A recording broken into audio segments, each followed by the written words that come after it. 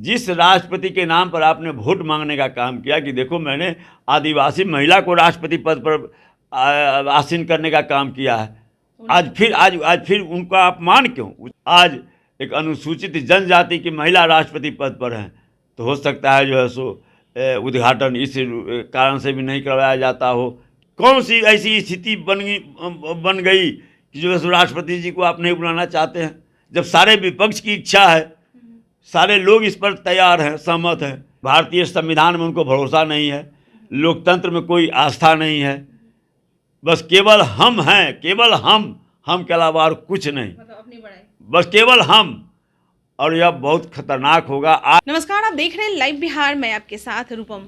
देखिए 28 तारीख को नए संसद की उद्घाटन होने वाली है और उसको लेकर जितने भी पार्टी हैं उन लोगों में विवाद शुरू हो गया है। कई पार्टी तो ऐसे हैं जो उस दिन का प्रोग्राम का बहिष्कार कर दिए हैं। उन लोगों का कहना है कि भाई नए संसद का उद्घाटन होने वाला है तो उस उद्घाटन को राष्ट्रपति से ना करवाकर प्रधानमंत्री से क्यों करवाया जा रहा है, सवाल यही है। और इसी मुद्दे को लेकर मैं अभी आरजेडी में आई हूँ और चितरंजन गगन जी हमारे साथ जुड़े हुए हैं। चितरंजन जी, आप लोगों ने भी बहिष्कार कर दिया है उस समारोह का।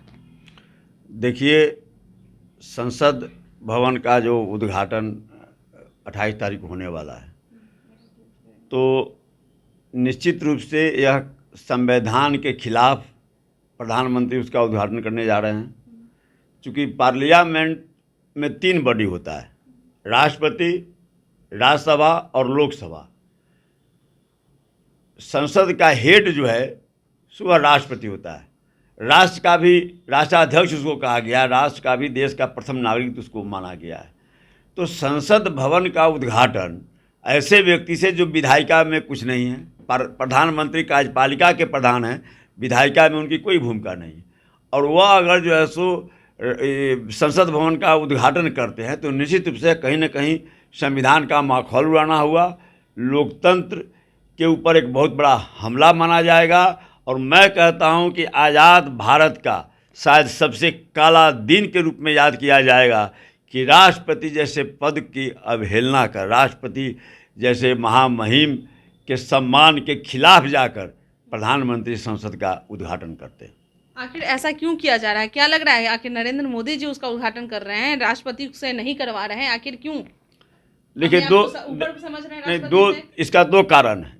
एक तो जो है सो एको हम दूजो नास्ती, एकाधिकारवादी जो व्यवस्था होती है उसमें यही होता है, तानाशाही व्यवस्था इसी को कहते हैं।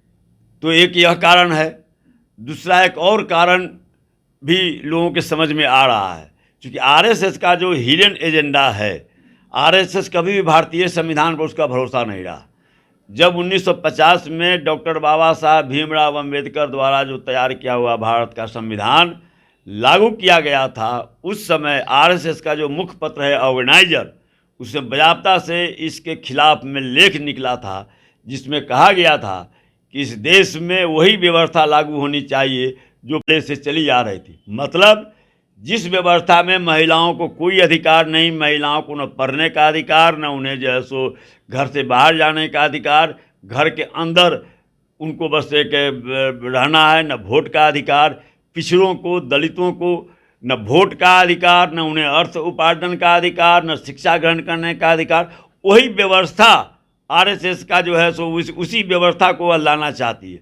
और उसी क्रम में एक बात लोगों को लग रहा है कि हो सकता है ऐसी बात भी हो कि जब शिलान्यास करना था तो उस समय राष्ट्रपति दलित समुदाय से आते थे, तो उनसे जो है सो नहीं करवाया गया। आज एक अनुसूचित जनजाति की महिला राष्ट्रपति पद पर हैं, तो हो सकता है जो है सो उद्घाटन इस कारण से भी नहीं करवाया जाता हो कि हाँ साहब उनका जो सोच है उसके खिलाफ यह होगा। 2 ही बात हो सकती है, मतलब जात पात यहाँ देखा जा रहा है, या तो तानाशाही व्यवस्था लागू करना चाहते हैं, उनके भारतीय संविधान में उनको भरोसा नहीं है, लोकतंत्र में कोई आस्था नहीं है, बस केवल हम हैं, केवल हम के अलावा और कुछ नहीं, मतलब अपनी बड़ाई, बस केवल हम। और यह बहुत खतरनाक होगा। आज अगर जो है सो ऐसी घटना अगर हो रही है तो आगे यही व्यवस्था जो है सो तानाशाही व्यवस्था में बदलेगी। एक या दूसरा जो है सो माने वही कारण हो सकता है। और फिर क्या कारण हो सकता है?